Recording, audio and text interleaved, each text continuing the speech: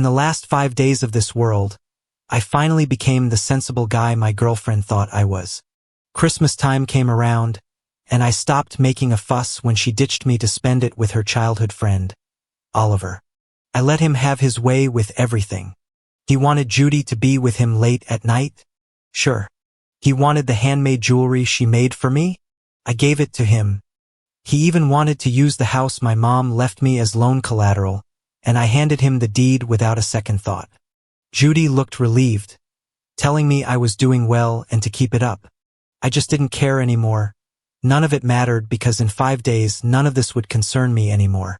But why did Judy keep begging the system to bring me back after I was gone? She would do anything, give up everything. System, I'm applying to leave this world. Please confirm if you want to leave, said the cold system voice. It was the routine second confirmation. If I agree this time, I'd be gone in 5 days. Though it said 5 days, it was almost evening already, so there were really only 4 left. I looked at the greasy, cold food in my hands and softly said, "Confirm." The next second, I threw the food into the trash without hesitation. There was plenty more still on the table. Judy wasn't around. She had promised a week ago to spend our 3-year anniversary and Christmas together, but she didn't show. I didn't need to guess. She must be with Oliver.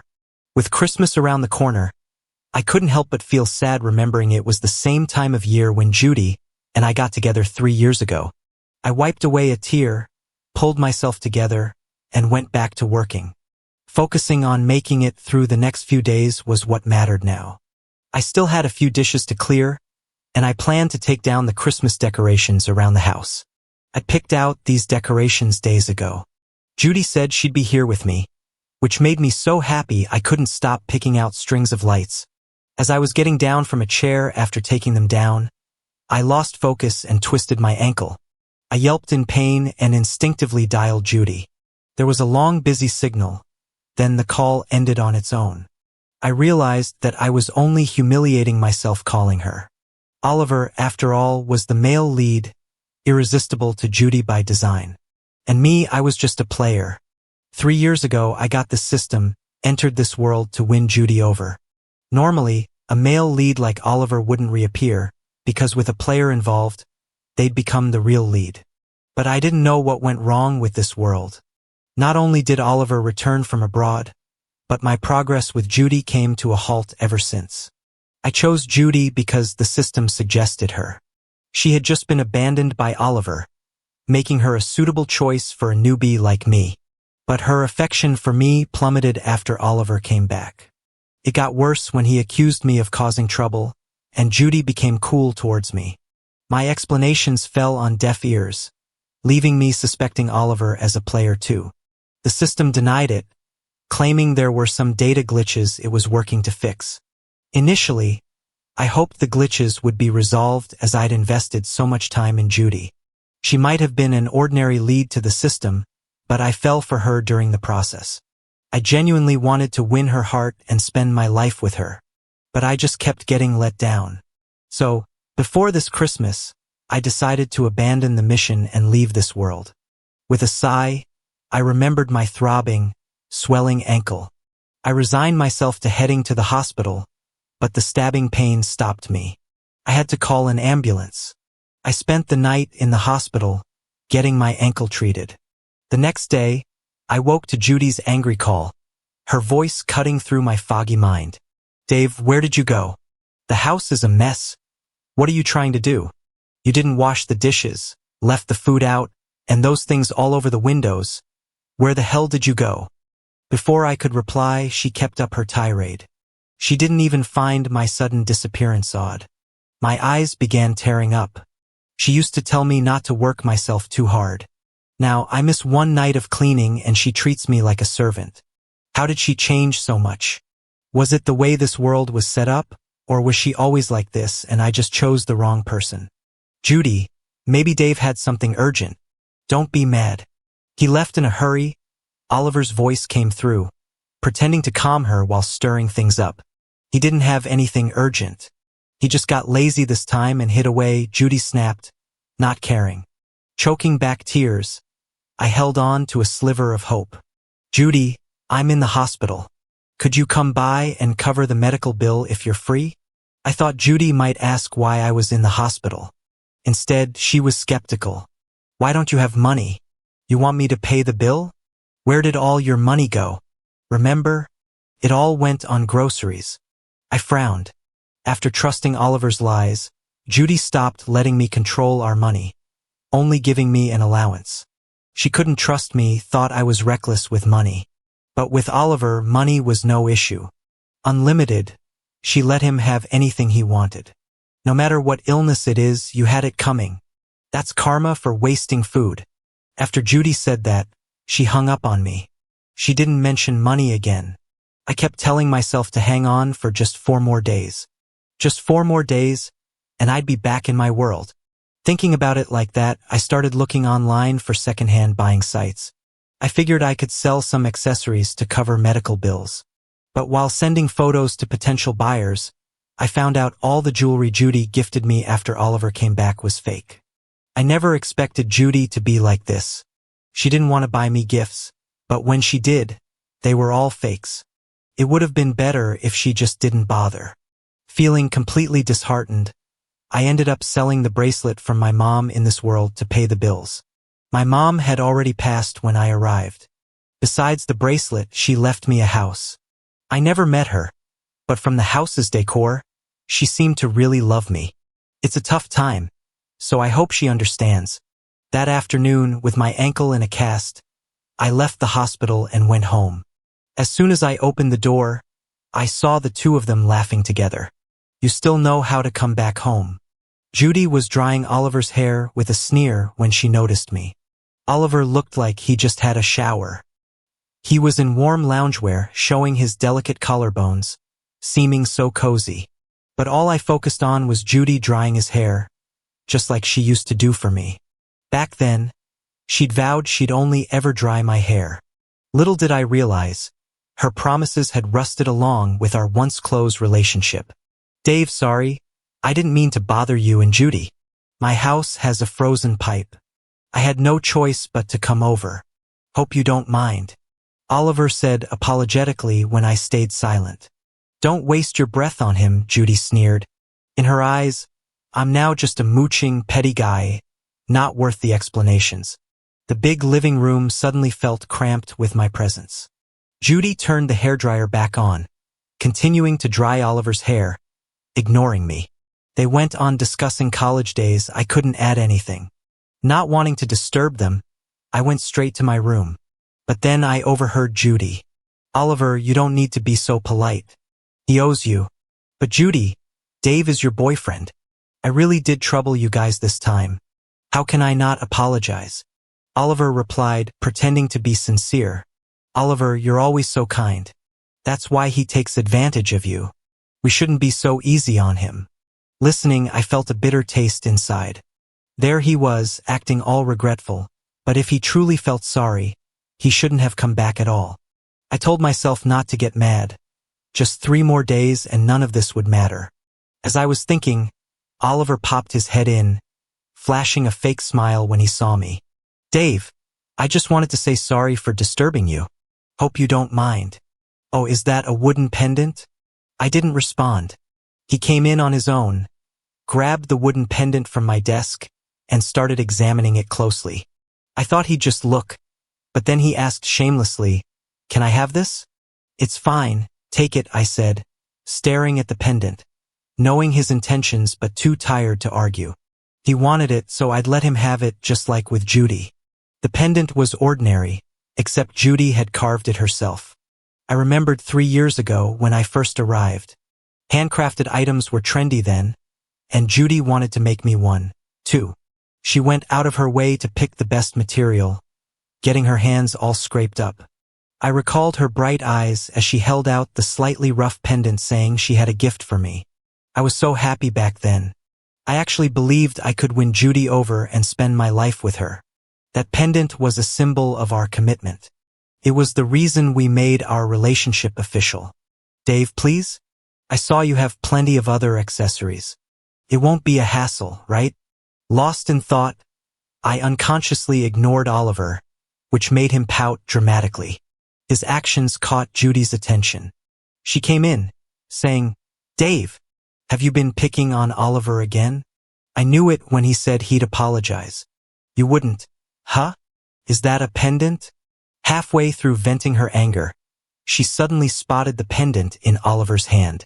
Surprised, she hesitated. Then Oliver asked tentatively, "Judy, I really like this pendant. Can I have it?" I figured given how things were between Judy and me, she'd agree immediately. But she seemed awkward instead.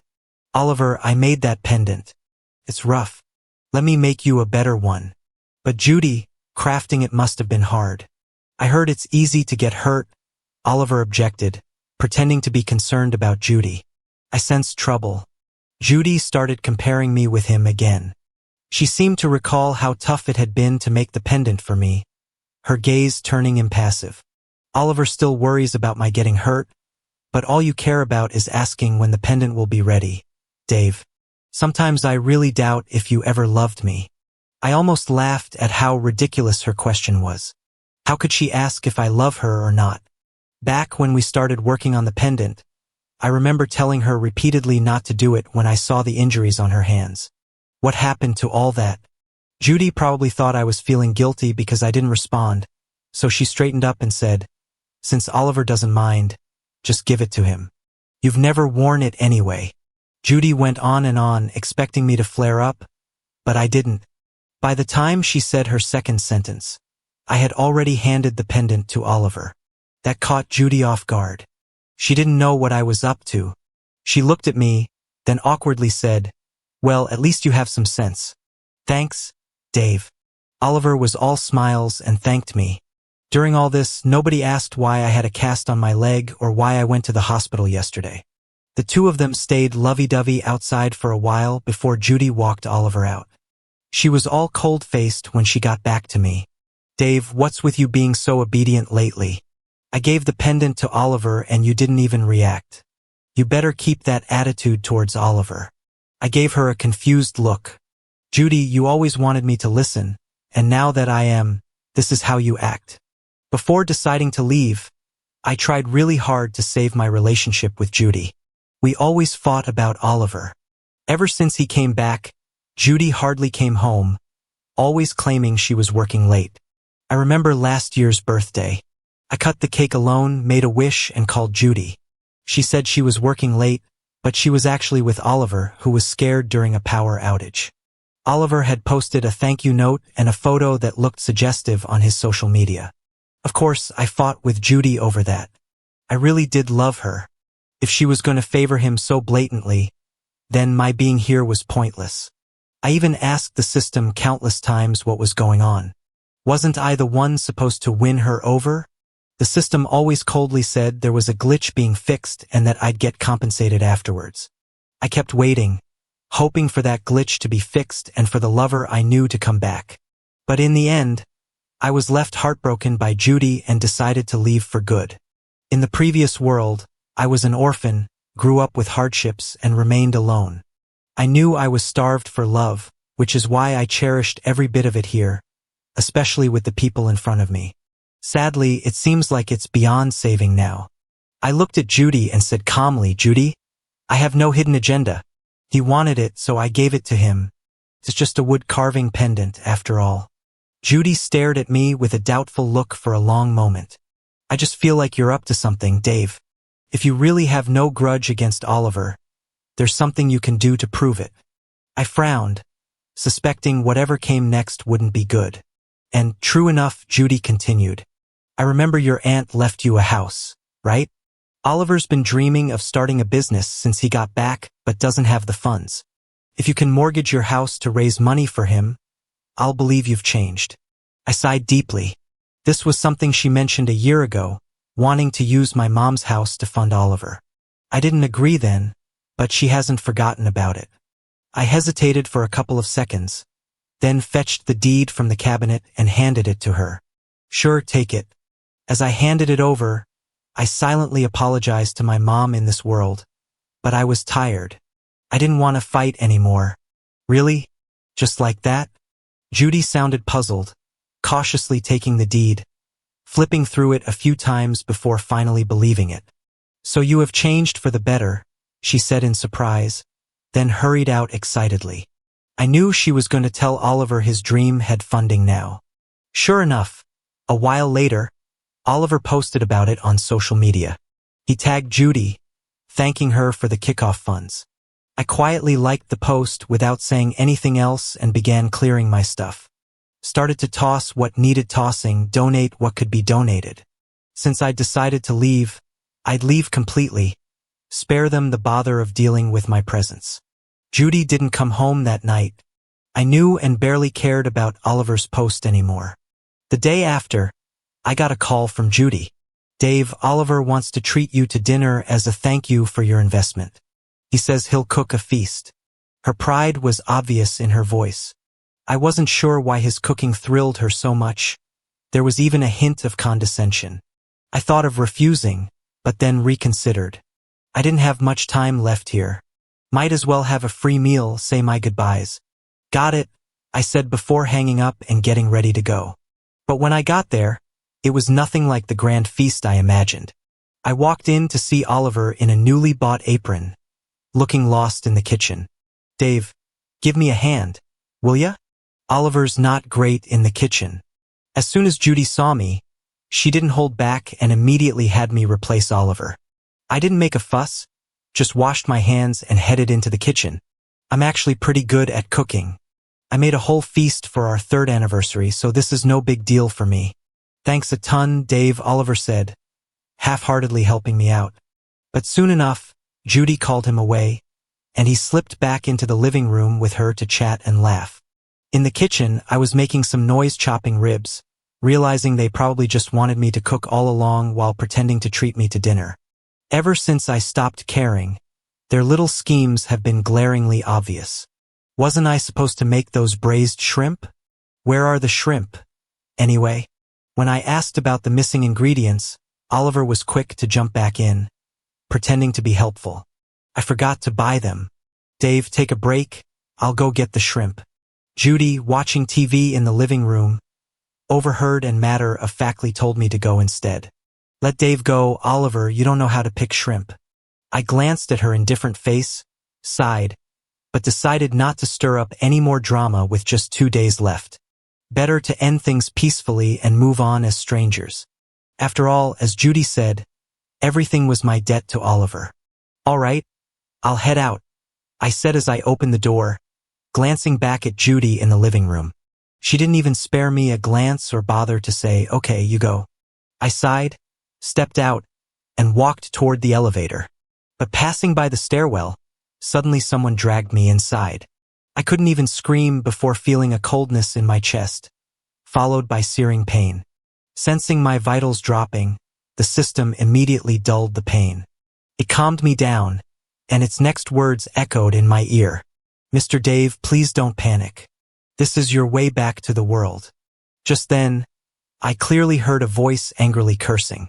It finally made me notice the menacing figure before me, making me instinctively shiver. He looked like a middle-aged man with a buzz cut and bloodshot eyes. Even after my body lost all signs of life, he kept stabbing, ranting maniacally. Nothing's more terrifying than watching your own blood splatter. Took a while for me to snap out of my fear. Staring at his frenzied face, a vague familiarity flashed through my mind, and finally, I recognized this hulking, fierce, middle-aged man. He's the criminal who once provoked Oliver. Prison hadn't changed him. It had made him worse. Even with my lifeless body, he kept stabbing, spewing venomous words. "It's all your fault. Messing with my business. Made me do time for nothing. All you. I'll take you down." Watching my body being brutally attacked, blood spraying onto his face, even as a spirit, I couldn't help but shiver. "Ding dong. Hello host. The return channel is now open. Please be patient. You'll return to the original world in a day," the system said. With a sigh, I stepped back, resigned to wait. After finishing, the man smirked grimly, as if murder was nothing to him. Wiping the blood off his face, he tossed the knife away and left, destination unknown. With nowhere to go, my spirit drifted back to Oliver's place, staying near Judy. I noticed a trace of annoyance on her face as she waited. What's taking Dave so long? Seriously, buying shrimp isn't this hard. She seemed to have a hunch and pulled out her phone to call me. No answer. Can't believe he's ignoring the call. Is he kidding?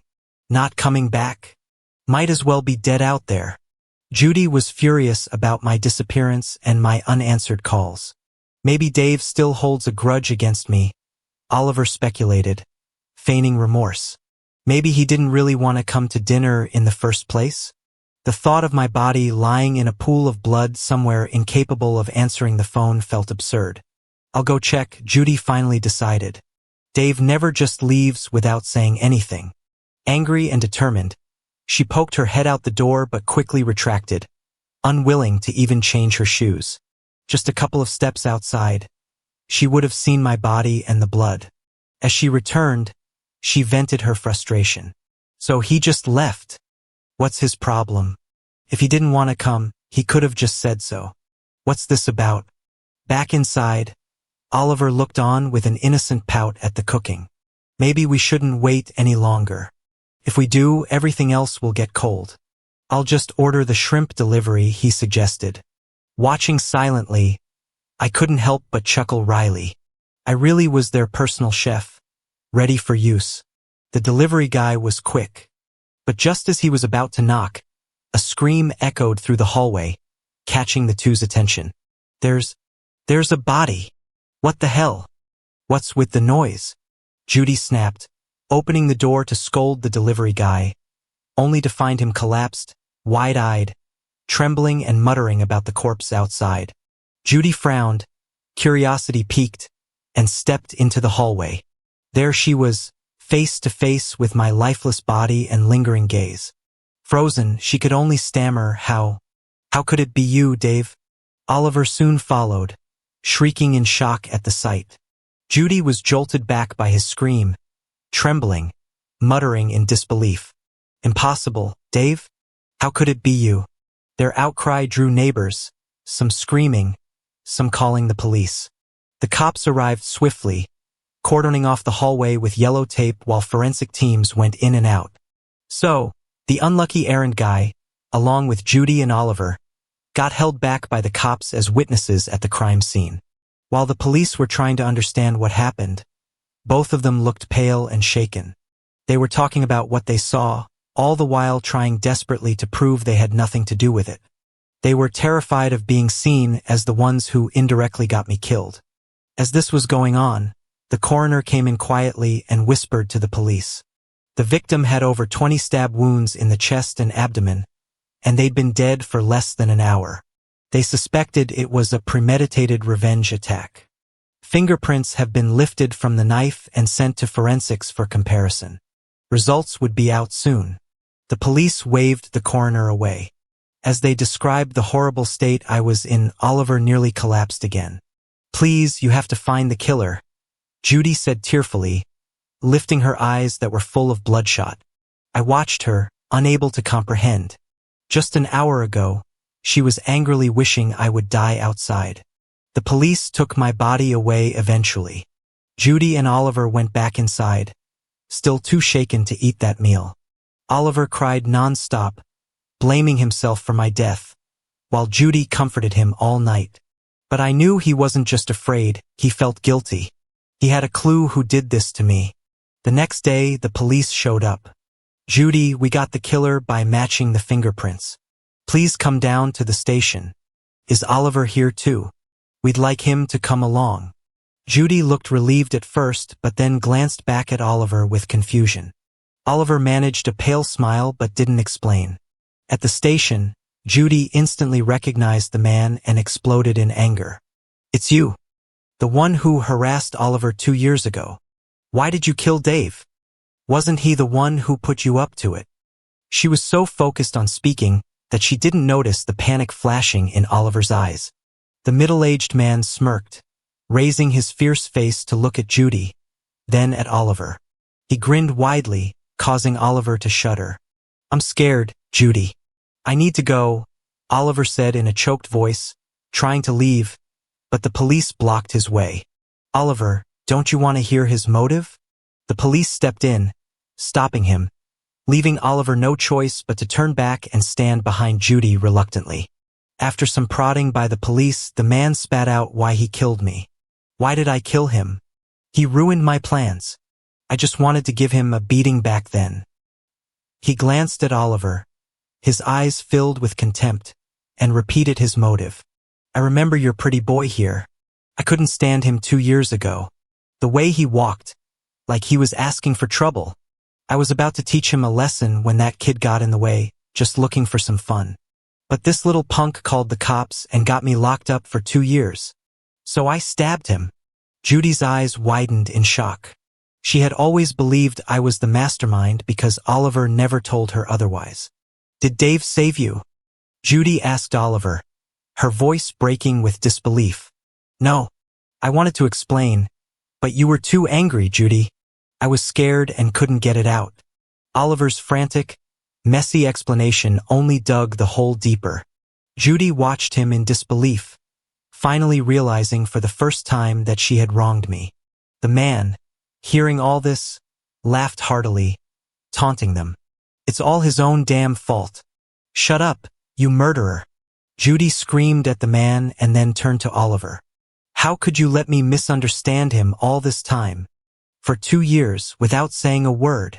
Oliver, I never thought you'd be this kind of person.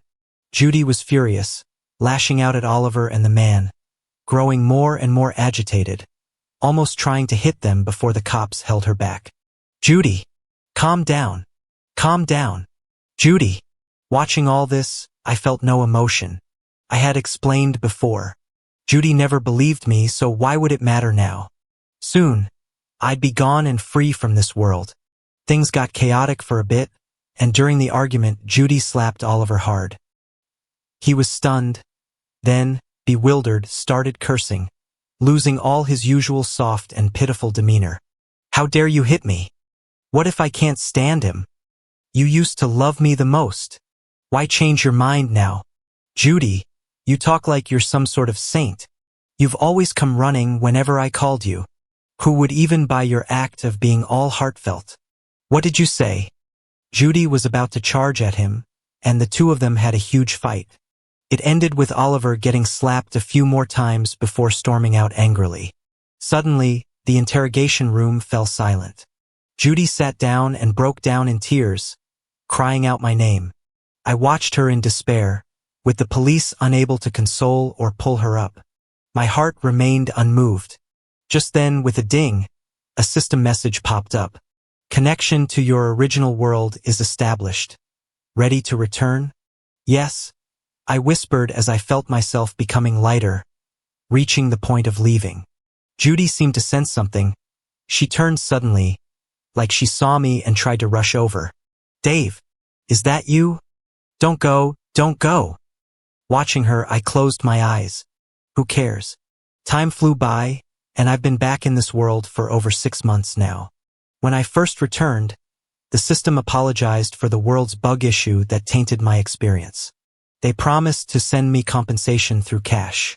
Since I died miserably, I got some extra cash on top of what I already had.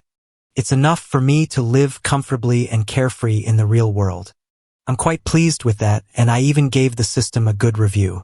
The system was satisfied and said goodbye, mentioning it had the next host waiting. With this money, I started to live pretty luxuriously and soon forgot all about Judy and Oliver. I wasn't even the least bit curious about what happened to them. Then one day, out of the blue, the long silent system came online. Hey Dave, long time no see. Remember that strategy world from before? We've run into some issues over here. At that moment, I was sipping my coffee. Hearing its voice startled me so much I choked. It had been ages since I last heard it. What? I responded, and the system continued. Well, while fixing some bugs in the previous world, we found some messed up NPC code, like Oliver's personality issues. Now, as things have escalated, the heroine Judy's become a glitch too. She knows everything and is willing to trade her entire fortune to see you. Is that okay? Just hearing Judy's name threw me off a bit. I almost instinctively refused her request, but realizing she'd give up everything for it, I agreed. After all, this is the real world, and you can never have too much money. A bus pulled up, and as it stopped, a ragged woman got off. After 6 months, I laid eyes on Judy again, but I didn't recognize her at first. Now her hair's dry and yellow, her face is all haggard, and she's skinny. Just stepping off the bus, she looked lost, probably because this place is worlds apart from her city. I remembered her place being more high-tech. I stayed quiet while Judy stood by the road for a while, searching around. Then she finally spotted me at the cafe nearby, her eyes lighting up as she rushed towards me, bursting into tears. "Dave, I finally found you." Taking a leisurely bite of my cake, I jokingly said, "Judy, this is our last meeting." Judy looked deeply at my face and responded with a bitter smile. Turns out, after Oliver left that day, he disappeared with the loan from the mortgaged house. There was no way she'd pay back now, and she was practically homeless over there. She started sobbing uncontrollably, bad-mouthing Oliver as a con and saying I was the good guy. She then tried to hold my hand. I subconsciously backed away, but Judy was blocked by a barrier. Makes sense. She wasn't from this world. Suddenly, I thought of something and asked directly, "So, you're not in this state because you gave up all your wealth? Judy, how much money do you actually have left?" She struggled against the barrier to no avail, looking confused at me as she replied, 200. I felt utterly jinxed, took her money with disgust, and promptly told the system to get rid of her. The system complied, and then Judy felt a force pulling her back. She started crying out loud, unhappy with the turn of events. Dave, you can't just send me away. I've got nothing left. Dave." Eventually, Judy sobbed and was sent back. "Don't waste my time unless you have more than 200 next time. I trusted you." I mumbled lightly to the system, which kept silent for a moment. Sensing something, I suddenly sneezed twice. I was wondering who might be cursing me when the system suddenly spoke. Judy committed suicide. I frowned, but felt nothing inside, just unlucky. I kept eating, enjoying my life. Judy's epilogue. "Hi, Dave. Writing you a letter like this is probably the first time and also my last. My life's been smooth sailing since I was young, with hardly any major problems.